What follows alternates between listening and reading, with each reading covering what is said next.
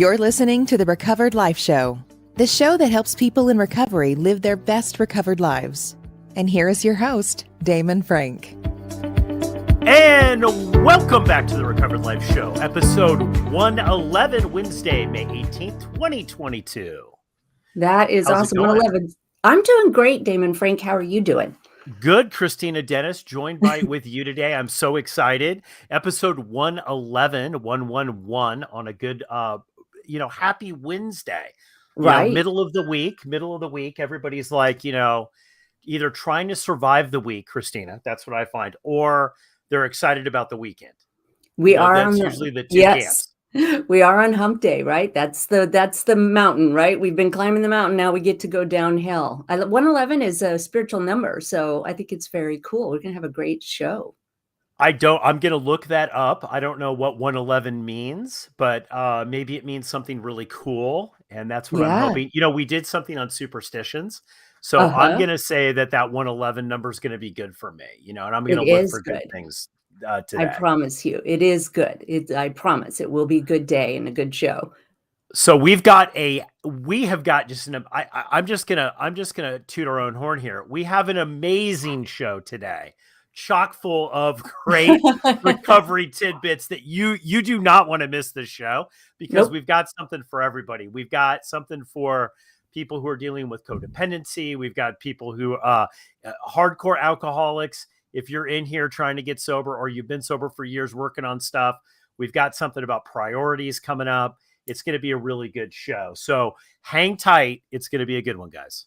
Yes. And before we get to it, though, I want to remind everybody this show is being brought to you by Recovered Life contributors like me and Damon and people like you. Please like, share, follow, leave us a comment so we can keep bringing information that you're interested in to the show. Also, visit at info.recoveredlife.us. You can join the network, which is completely free, where we continue the conversation off these platforms, and leave us a donation, which allows us to keep doing the show and helping others. That's info.recoveredlife.us. Yes, thank you so much. We always hesitate to say make a donation, because when we first started this, Kristina, we were like, we shouldn't say that. But then, what happened is the Recovered Life community kind of knocked at the door and said, how do we help you? How do we help you continue on and carry this message? Because there's such value coming out of the community. And what's great about the donations is we put them right back. We just had a little donation the other day, and it allows us to reinvest in the show to bring more content to you and people who are struggling. You might not be struggling, but you remember what it was like when you were. So thank you so much for anyone who has donated. Kristina, episode 111, I said it was going to be fun-filled. We're going to go a little deep into recovery today and talk about some more advanced stuff. And you hit up a term on the Recovered Life discussion the other day that kind of blew my mind. I was like, what is she talking about? And it was emotional flooding. And I'm like, what is emotional flooding? It's so good to talk about this for people who are new in recovery or have been around a while. Emotional flooding is that sensation, that physiological response that we have when either one emotion surges or multiple emotions surge. And it's often discussed within the context of a relationship. And I believe, and data has shown, that once you're able to name something and understand that it's more universal than you think, it takes the power out of it. So emotional flooding means you're having an argument with your spouse, and all of a sudden this gigantic amount of emotions flood over you. And that can be really scary, especially when we've stopped using that substance that helps us numb. Did you experience that? You know what? I did not know I was experiencing it. I remember. Now, what I thought is what's the difference between being overwhelmed and emotional flooding? Yes, that's what comes to mind for me. Sure. Well, overwhelmed is a word that we use when certain stressful things happen. Emotional flooding is when a comment or something that probably is innocuous in many ways that we're not expecting shows up, and it is absolutely making it impossible for us to communicate. When you're overwhelmed, you can still communicate and you have a better idea of what's happening. Flooding literally takes over our body, and it can be really, really scary. You can get red cheeks. It speaks to the heart rate increasing. It speaks to the fact that you can't really figure out exactly what just happened and how Yeah. quickly it can happen to everybody. And both men and women do it. It's Oh, attached to a phrase. You do I it? definitely, yeah, no, I've definitely have done it, I think more in the past, but when stressful things happen, and I'm going to be honest, this week was very stressful. We had a lot of stuff. We have a lot of stuff going on in our lives and in our family's life. And what happens is we get very, I know for me, I sometimes can get very narrow and just focused on what's actually going on, leaving Really? no room. But it starts with emotion. Yeah. Well, it starts with emotional flooding. It's like this feeling. And this is one of the things I want to talk with you about this that I find interesting about emotional flooding is that it creates a chemical in your body where you feel that you are just like, you could feel it coming over you. It is like Yes. a, Yes, yes, exactly. And you asked a really insightful question about the difference between overwhelm and flooding. Flooding usually happens immediately in the article that I brought up, which I think is a really great introduction to this term. They share the story about how somebody has pushed away their emotions all day, and then your husband walks in and says, "Oh, they talk about this cute story about how she asked for help with dinner." And he says something kind of cute back, like, "You've domesticated me." And she absolutely lands on her in a huge way. And it's such a simple statement and probably meant in a teasing way. But at that point, she blew up. And if you don't address emotional flooding, if you don't share with your partner, if you don't have habits and kind of these techniques to address the physiological response, it will lead to stonewalling.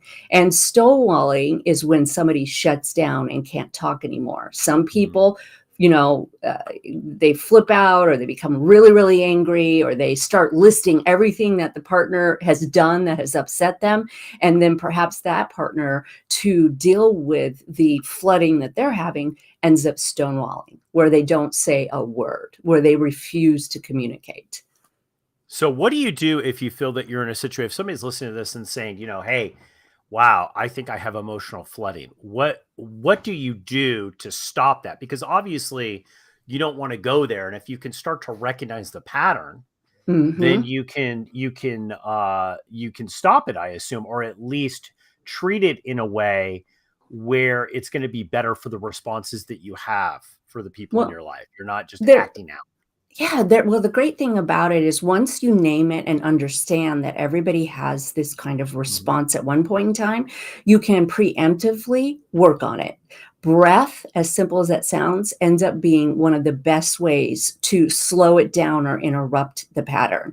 So, focusing on your breath inside, when it's happening, as you start feeling it, you recognize, I'm having flooding right now, and you start taking these huge deep breaths. You can also learn to meditate, which is one of the things that, the big book of Alcoholics Anonymous was kind of ahead of its time in some ways, Mhm. because it started talking about it. And what that does is give you a really good body mind connection and helps you say, "Oh, this is what's happening to right now. I'm going to take deep breaths." And so if we are connected to our breath all day, then we won't possibly swallow down the anger. We will actually name it, start talking about it. The other Yeah. thing that you can do with your partner is have a conversation about it prior to.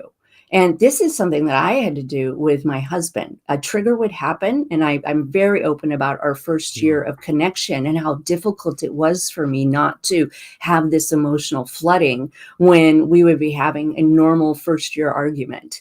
And I would absolutely stonewall and just stop talking. And what was suggested to us was we had these conversations in those painful therapy sessions about, this is what's happening to Kristina when she starts behaving behaving this way. You do not take it personally.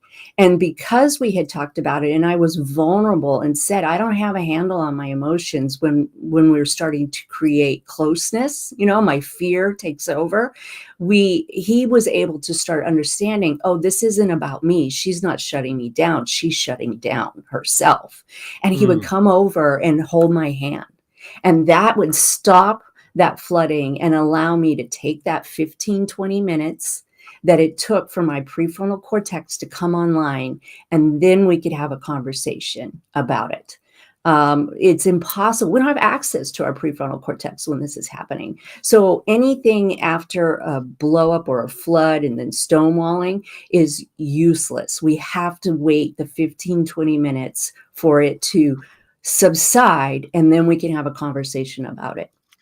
Well, I'm going to share an experience that I had, because when you brought this topic up, and I was like, oh, this is really interesting, because I don't think people will necessarily relate right off the bat to emotional flooding, because it's not a term that's used a lot, I don't think.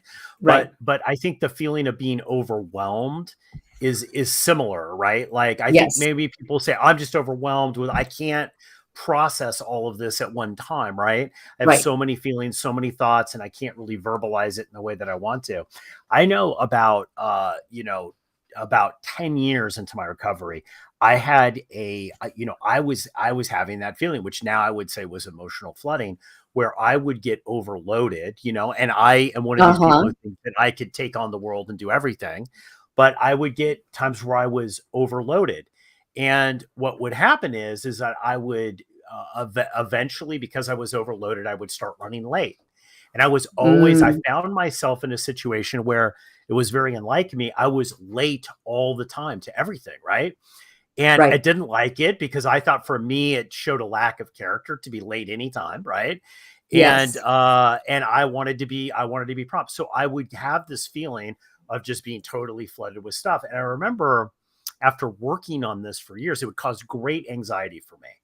And Oh, I goodness. remember, after years of having this, I just put a pin in it one day. And I remember saying, the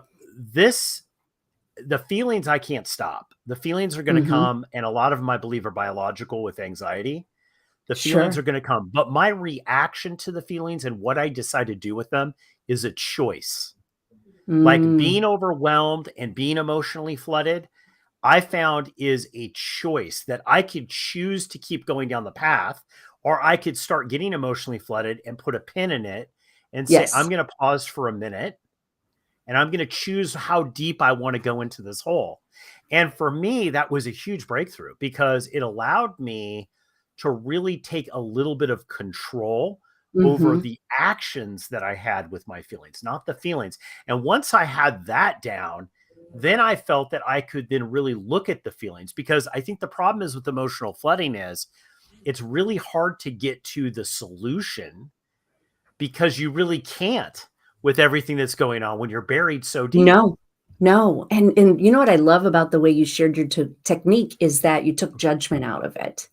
We took that big, huge position. I think a lot of people in early recovery struggle with, they have an idea of who they want to be, but they aren't quite there yet. Let's say they have history that they still need to process, or they need to dive deeper and understand why the language that's being used triggers them.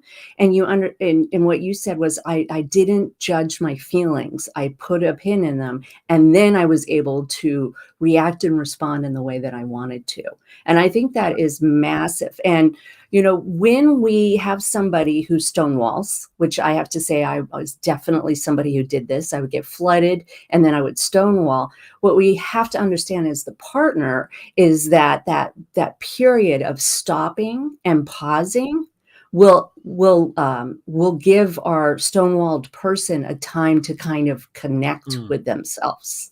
And it's so hard, though, right? When you're in the middle of a fight or a disagreement, or you're surprised because you were saying something that was just meant to be funny, it's really hard not to want to push through it and meet it with anger as well. But if you give that person time, and if we have an understanding of that as we're entering into the recovery process, we'll take that judgment part out. I have hated myself after some of the things that have come out of my mouth whenever I was triggered or flooded. Hated it. And then I had two problems to clean up. Not only the one that affected me originally, I had to clean up my behavior and how I approach somebody. Well, there's the people who shut down too. And, and then there's the opposite person. Like, I know if you're raised in an alcoholic home, Mhm. sometimes, a lot of the times you have to get into action a lot quicker, right? Yes. Because pausing is going to get your ass killed, right? Like, you Right. know what I mean? It's like if a truck's coming at you, you always feel that you have to manage everything that's going on around you.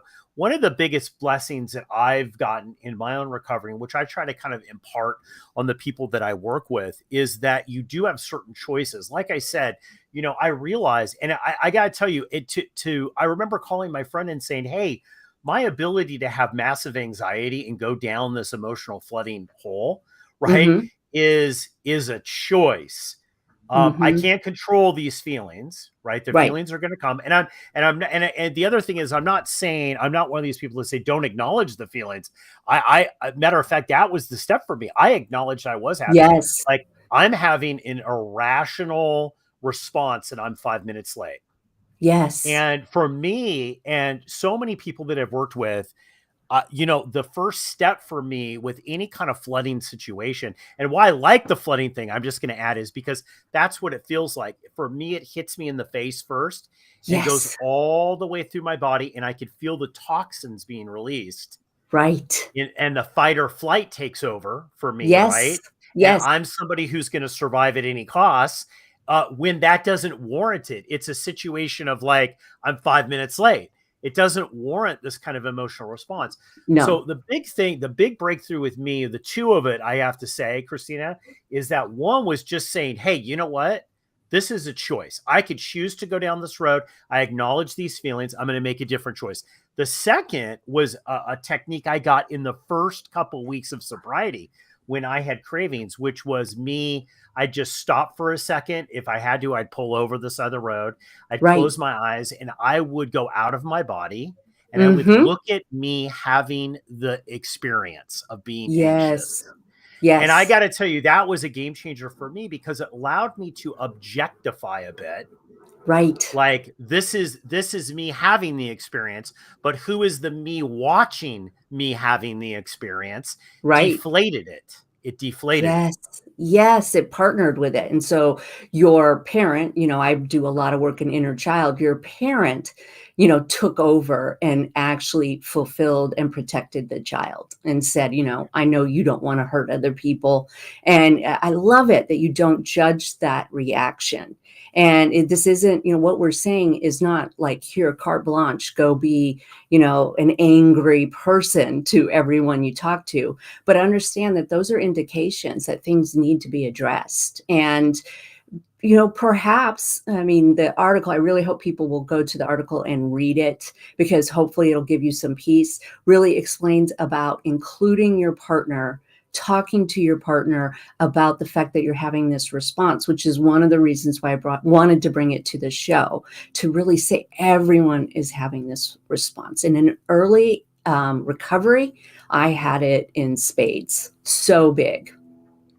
Well, I'm just going to say, I think one of the great things about 12-step programs is it touches on things like fear, Hmm. anxiety, depression.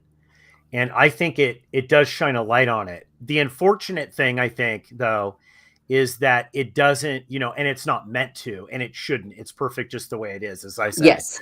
But, these topics, when you're talking about anxiety, triggering, Hmm. emotional flooding, things like that, there isn't really a process built in for that, right?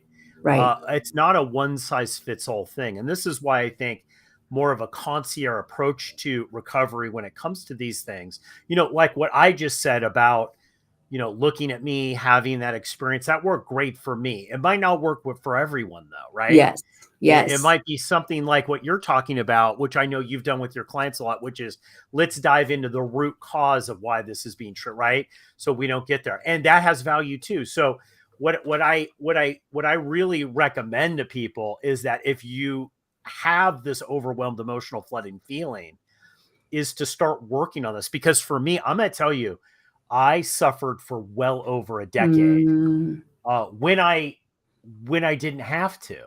yes. I didn't have to, right? Because I kept thinking that there was a general solution for it. Right. And in reality, there wasn't. There was a personal solution. And it took me talking with somebody else who kind of knew that was going on, that had gone through it, to help me walk through, not only give me the techniques, but also kind of tell me and coach me a bit about what's actually going on here with me. Right. So, so good. I love that you bring that up. And I think that's one of the goals of this show is to talk about that next level recovery and to take the shame out of what we all have to do when we stop using stuff that numbs us. It's so important. It breaks my heart that you had to suffer for 10 years. So I love that you are a man in recovery who's willing to share. Well, you know what? I think it's important because, my journey with anxiety started when I was a little kid, right? Yes. And because in a lot of different ways in my life, I'm a high performance person. Mm-hmm. Okay. In a lot of different areas, it was harder. People could see that I was struggling, but my output was good, right? Yes. So if your output is good, if you're winning, no one cares, right? It's like Exactly. he's winning. Like, don't break what's working, right? But inside, I remember, especially in the business world, the more intense things would get, the more I would ratchet up the anxiety.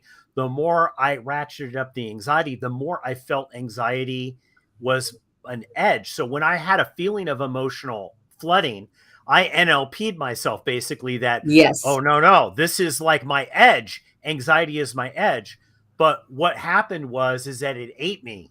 My Yes. edge ate me, Yeah, the Kristina. cost was too high. Yeah, the cost was too high, and it was never my edge. That was an illusion. It was an illusion. Mm. You know, in the article, they talk about using flooding as a tool, and you just nailed it explaining how we can sometimes not want to actually walk through the process because we use it as a way to say things that we wanna say, and to really, kind of, have permission to let go and move forward, and I think that the cost of having intense emotional feelings and not having a system to keep them in check is way too high in the long run. Both of us have long-term sobriety. We know that it cannot last. Well, look, I mean, I think, you and I are not doctors, and we don't claim to Mm-mm. be doctors. We don't want to be doctors. That's not us. We're not psychiatrists. We're not therapists, but we do have a lot of deep experience with Yes. this. And the unfortunate thing is, I think so many people in recovery suffer from anxiety. They Mhm. suffer from depression. They suffer from emotional flooding, an unregulation of feelings, Right. uncontrollable, right? When they have done the work, the quote recovery work, and they're Yes. embarrassed to say, this is it. And I always think the best phrase I ever learned in working with anyone, and the first person I worked on was myself, which is the Yes. important thing when you're looking for somebody to work on you.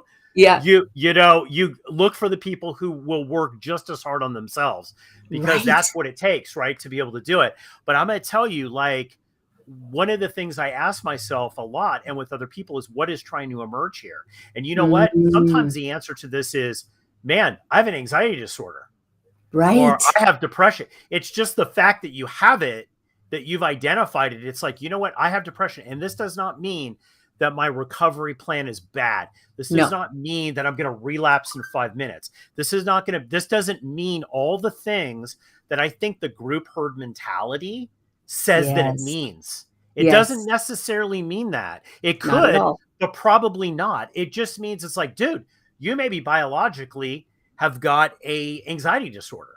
Just Yes. like biologically, you are predispositioned to becoming an alcoholic. Right, right, and when you start to understand that, some of my clients get an ADHD diagnosis for the first time. It's like putting on a new pair of glasses when you're willing to go that extra mile, and you can see things more clearly. It is that transformative. Yeah, and I would say, my final thought with this emotional flooding thing is that if you're constantly emotionally, if you're being flooded emotionally 24/7 and you've got recovery, right? Like Mhm. I think the other thing is too, newcomers might listen to this and say, I have emotional flooding. And I would say, well, that's probably a good thing because you're feeling Mhm. stuff. Yes. Like, wait a bit before you try to get all Dr. Phil on it. If Yes. you're not having a ton of different emotions in early recovery, you might be dead, right? Like check for Yes. a pulse, right? Like, Yes. you're probably not acting, your psychological footprint when people are looking at it probably looks a little erratic. Right. Um, Right. and I think that that's common. I mean, who have you worked with in early recovery, Kristina, that doesn't look on the outside in looking at it kind of crazy? A little bit, yes. I mean, Yeah. I absolutely was. And, I do not understanding believe that. That's true, true, a little wild. I mean, I actually went the depressive side and slept a lot, Yeah, but, understanding that the way alcohol and we just did a show about how long does it take for alcohol to quit affecting your brain. It is not within 2 weeks, it's 90 days minimum to start feeling and actually processing thoughts, and then for years. Now, that doesn't mean you're not gonna feel good when you put down the drink for a while. That is going to help you. That's gonna be enough to keep you going, to keep you stopped. But eventually, we do have to do the work. We do, the deep absolutely. work. Absolutely. Well, emotional flooding, we're going to do more about this. I know we're having a lot of recovered life discussions about it. I'd like to Yes. invite everybody there. Guys, if you're not in these recovered life discussions, you are missing out. And an easy way to be able to get into these is to join Recovered Life. You could do that by going to recoveredlife.us. It's so easy, guys. You're going to get free content. You're going to get, we have this new thing that's going where we've partnered with Volley, right, Kristina? Mhm. Which we're shifting our network over to that. This is absolutely amazing. Somebody told me the other day, it's like, you guys have free coaching on here. You're putting out content. I was Yes. putting out content. I'm going to tell you this morning, I put out content at 7 a.m. this morning, Kristina. I Oh, I was love up it. bright and early, going for a walk, and I had a bunch of recovery thoughts that I thought would help people, and we put it out in a segment. So, guys, if you are not a member of Recovered Life, and did we mention it's free? God, you Yeah. can't beat that, right? You Completely. can't beat free. Go to recoveredlife.us. That's recoveredlife.us. Kristina Dennis, we have got quite the rest of the show coming up. We're going to dig into a bunch of things here, but primarily by why you are not putting your recovery first and why that could be a move that really hurts you. So hold Yes. tight. We're going to come up in just a few seconds after this break.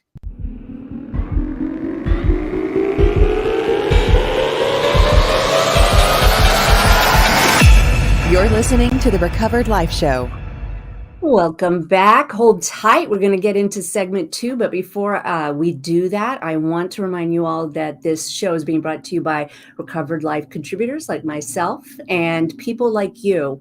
Keep sharing, liking, following, leave us comments so that we can bring the information you're looking for, as well as visiting info.recoveredlife.us, where you can join that network Damon was just talking about and leave us a donation, which allows us to keep doing this important work.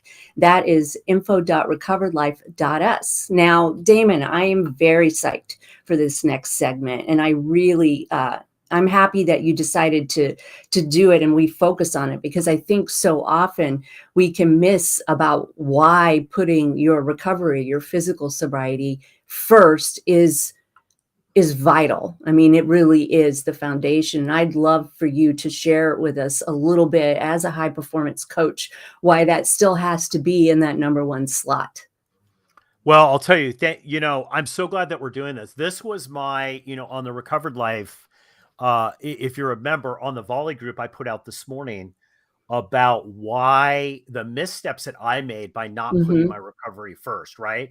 And I think everybody goes through this. I know you've I shared have, in yes. times in your life that you've shifted your priorities around. And this is when us people in recovery start getting into trouble, in my opinion. And I think this all comes down to this perception of time, right? Yes. And worth and value. I think for us as recovered people, we've been given the second chance, right? To Right. be able to live life. And what happens is after you're sober for 30, 60, 90 days, a year, 2 years, life starts to get in the way. And that's a good thing. That means that Mhm. recovery is working for you. Yes. In my opinion, like if life isn't getting in the way, then give Christine and I a call because it should be, right? It Yes. should be. That's a good thing. Like having family and friends and even like job drama and whatever. It means that you're out doing it, right? These Right. are all normal things. But I'll tell you what happens is, and I'm just going to tell you what happened with me is that I made a decision. I said, well, you know what? I blew part of my early 20s by Mhm. not having my stuff together as much as I should. Now I've got to fix that. So I have to be the super employee, the super entrepreneur, the super Yes. relationship person, right? And what happened is the priorities became everything but recovery. Mm. And at the end of the day, I remember saying to a guy that I was working with in a 12-step program, I was like, I don't have time for this. And Right. he said to me, a shout out to Kevin who listens to the show. He said to me, Damon, he goes, you don't understand. If you don't do this, you're not going to have time for anything. Right. And I was like, no, you don't understand, man. You don't understand. And he goes, no, you don't understand. You will have time if you put your recovery first. And I've found that to be the case. What Me about you, too. Christina? Me too. I was warned. I love the way you set up this conversation because it is so true. The promises, if you follow 12 steps, there's promises that come true for most of us. And so it's really easy to start losing our focus. And of course, this is one of the reasons why we get sober. But I was warned, and I really believe this, that everything that you put in front of your sobriety, you will lose if you don't put your sobriety first. And I'm going to present like where this really hit me because it was a good reason. It wasn't that I got focused on job and stuff. When my son was diagnosed, I was 9 years sober, and it was a very hard 5 years. And I knew, that first year I was putting all of my care for him ahead of my own sobriety. And so I understand when I say you have to put your sobriety first, I understand that there are compelling reasons why you may want to miss a week, maybe not connect, slow down on your step work, slow down on your therapy because something has come up that needs your immediate attention. But I had a lot of really good people around me that connected with me and shared with me, you have to get to your meeting. You cannot help him if you don't. You have to focus it on. And I knew as things got slippery and that, I wasn't sleeping at night and I was still working and trying to take care of him, that I had to go put my recovery first. I really had to, or I was going to lose it. And so when I say you've got to do this, I really know how hard it can be sometimes. Yeah, absolutely. I mean, this is a perfect example. I can't even imagine a more extreme situation of being challenged there to say, well, no, I have to do this. And I think just to throw this out there to anybody who's listening, you did take care of your child and you put your recovery first at the same time. Yes. And Yes. this is the thing I think about the high performance side of it is that I think for me, and I use this analogy a lot, is that I have to make sure as a recovered person that from the moment that I wake up, I'm connected to the higher power Wi-Fi. Yes. That no matter, and I have to have a 5G connection because I know I'm going to be driving through a valley and I'm going to get further and further or further away. I'm going to be in the middle of the desert. Yes. And that's when my problem's going to happen and my connection isn't going to be there. And I don't want to have to, I want to be able to have that connection there. So for me, look, in early recovery, it was every minute checking to see if I had a connection. I don't do that now, right? No. But throughout the day, I have to check at least 3 times a day. I have to check, hey, am I connected? Am I plugged in Mhm. here? Am I right? Like, am I? And for me, every morning it's asking for another day Mhm. sober, thanking for the last day. So, right, there's certain little rituals or traditions I do, but I have to make sure that I'm cool. Like, hey, what's going on with me? Am I angry? Am I upset about something? Do I have a resentment? Do I have this? Do I have that? I have to address that very early on, because I believe, this is me personally, if you put your recovery first and you have that connection, Kristina, you are not going to relapse. Right. People ask, and I've been in bad situations, Kristina. So Mhm. I've shared this openly. I have been there, the sober guy 8 years in a bathroom, like hitting my knees, praying to God, like, please just get me through. Right. Like, I've been in very challenging situations, but I've never relapsed. And the reason I believe I haven't relapsed fully is that, one, I did the work, but two, I had a connection. Yes. Right. I had a relationship that would allow me to get through it. Right. Right. Even if it's a minute at a time. And this is the thing. If you don't put your recovery first, when you're in that situation, you have no barrier against Right. that drug or drink or codependency situation or eating or gambling thing. There is no barrier. It's like a brake pad. It's just metal to metal. And that's Yeah. exactly where you don't want to be in your recovery. It really, really is, and it's even it's kind of easier in double-digit sobriety or scarier, more riskier to start thinking you've got this. Your sobriety is good. You don't have to, because you've been to those places over and over again, the same stories. Those people are just interested in, doing drunkalogs or talking about the past, and I'm a futurist, and I wanna work on other things. I mean, I've heard all the stories. Another thing that I think is really important to say at this time as an interventionist, if you are the codependent in the relationship, if you are the partner and you haven't got into recovery and you're not putting your recovery first, it can be really confusing and hurtful to partners. Well, all they do is go to meetings. When is that going to be over? What is the deal? They're always, oh, I've got to go to my meeting. And it is so vital for our friends and family that are around us to understand that and I've said this to a partner, you don't want them to stop going to their Mhm. meetings. You've got to understand it. If you were a diabetic, you would take your insulin every day. That is how risky it is. And so a lot of conversation about this in early recovery or early in a relationship when you start, because those happen. That's part of the ninth step promises. We start being dateable, marryable. And if that partner doesn't understand that this has to come first, then you guys will Mhm. struggle for a long time. So it is It's important hard. that, yeah, It's hard to balance that too. Let's be honest. And when we say this, it's because we've had to do it, right? Like, I have been the guy that has, it's the day after Christmas, and I tell hmm, my family, hey, you know what? I'm going to cut out and go to this meeting, in my hometown or whatever. I'm going to go check this out, or I'm going to take this call. They're like, why don't you just take a break from that? Right. It's like, well, right yes, now I feel like I need it. Right. And the ability to be honest with yourself is good. And this is the flip side too. What this doesn't mean is that you should spend every waking hour in a 12-step meeting, every waking, right? There's a balance there. Like, I'm diagnosing anyone or telling anybody what to do. right, Your program is your program. How you stay sober is you're staying sober. But if you have 5 years of sobriety and every day of your life you're in 5 12-step meetings a day, right?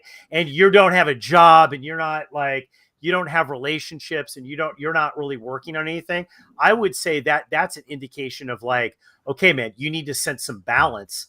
right, We got sober so we could get a life, yes, right? So this is the tightrope that I think people on recovery walk. And it comes down to, like, for me, I remember making this decision in about a year. I told my sponsor, I was like, hey, I have a job. I'm not getting enough sleep. I'm not what, and he's like, look, you don't need that Wednesday meeting anymore. You've got your right, men's group meeting on Thursday, right? yes, You've got, we talk on Mondays or whatever. Like, you right now in your life, you need to focus on this as well. yes, That would be recovery, is like getting a job or making more money or, relationships, or having fun, even having Yes. fun. That is going to round out your recovery, but you got to make sure that you're putting your recovery first before you start making those decisions. I'm so glad that you brought up the circumstances or the story that I think sometimes people could slip into, which is when you're hiding out in meetings and you're not living your life and you're avoiding responsibility. That's not what we're talking about, because I certainly have come across, I work with a lot of partners where somebody is, multiple years of sobriety going to, like you said, 3 meetings a day, and they are not participating in their family system or not taking that extra promotion or that extra responsibility. You have to work with somebody to understand what your limits are and what works. And I will say this, during some of the really difficult years with my son, where he didn't sleep and I was the one person that could help him, my meetings shrank sometimes because that's what Mhm. I had to do. But you brought it up first, that daily connection, that connection to the Wi-Fi. It takes 5 minutes, 10 minutes, 20 minutes, depending on what you need. If you don't do that, if you don't start your day off with that, you're not going to have a day that is actually getting you the things that you want by being sober anyway. Well, look, I'm going to say this, and I'll get the 12-step hate mail. Yes. Which it's funny because I'm a huge, me personally, and you've coached with me, so it's like Yes. we've worked on stuff together, like we work on stuff together, right? So like, Right. that I'm a huge 12-step fanboy. Like I do. I'm a huge fan of it. I just think Yes. it's absolutely amazing, especially if you look about when it was developed and created. It's like Amazing. it's a miracle. It's probably one of the best inventions that's happened in hundreds of years, in my opinion. Agreed. But the thing is, the thing is though, is that people get stuck there. And I will say that, and I have been one of those people. You get stuck there, right? So this is a balance. You have to be able to build a life, your best recovered life. But what people don't understand is the mortar in the bricks is that you're sober. You're not going to have the car, the house, the relationship, any of that if you don't. And even if you do, you won't appreciate it. So Right. you won't, and you'll eventually lose it, Yes. or no one will enjoy it with you. Like we've seen all of these scenarios. So it's like just having that connection. And I think, to further say too, I think that the pandemic told us that it wasn't about the religious part of Mm, recovery. And you know what I'm mhm. saying by that? Going to show up, say the same things, hold people's hands. Like, no, it wasn't about that. The people who stayed sober during the pandemic had some sort of deep experience in their own recovery, were working with other people, right? Right, And also understood that at the end of the day, they held the personal responsibility to reach out. right. They held the personal responsibility to make sure that they had the connection, not some group that you meet at the local church corner, right? It's not really about that. That's essential, and I'm so glad that that group is there. But my recovery isn't that. It's personal No. to me. So good. You are exactly right. Going through the motions or the rituals of a meeting is not recovery, you No. know? It's not. No, absolutely. Well, I'm so glad that we had this topic. Look, I know these are a little controversial and they upset people. And I think, sometimes it rattles people because they're like, you know what? Look, I know something's wrong.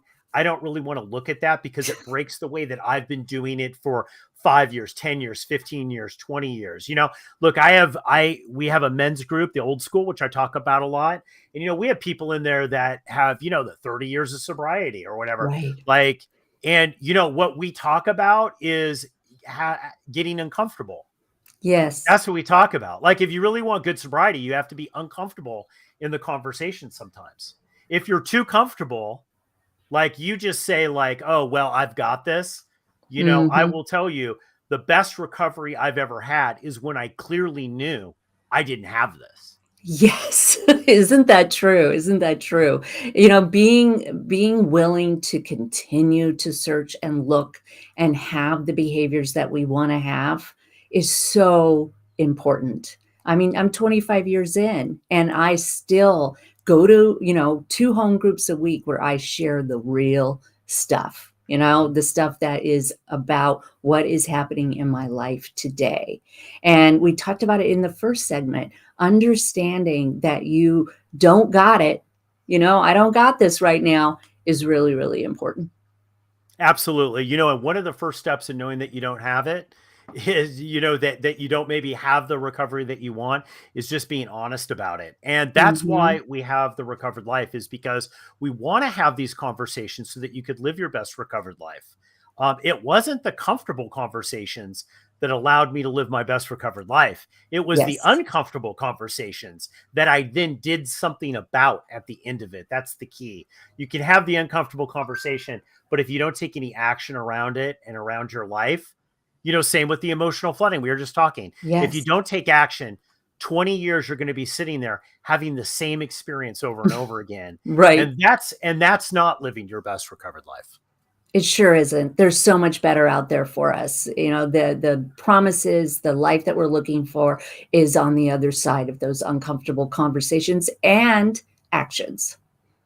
Kristina Dennis, this has been an amazing episode of the Recovered Life, 2 jam-packed segments. Thank you so much for doing this with me today. It was a lot of fun. Episode 111, Wednesday, May 18th, 2022. I think this is in the can. Anything Yes. else to say about it? Just that I really appreciate being part of Recovered Life, and I really appreciate all the viewers and the people that continue to encourage me. We do this together. Absolutely, guys. If you're listening to this, the best way that you can help us is like, comment, share, tell a friend about the Recovered Life. We're going to wrap up episode 111 here on Wednesday, May 18th, 2022. Everybody go out and live their best recovered life. Keep the conversation going. Join Recovered Life, a community of like-minded people who are looking to live their best recovered lives. Membership is free, and you can apply at recoveredlife.us.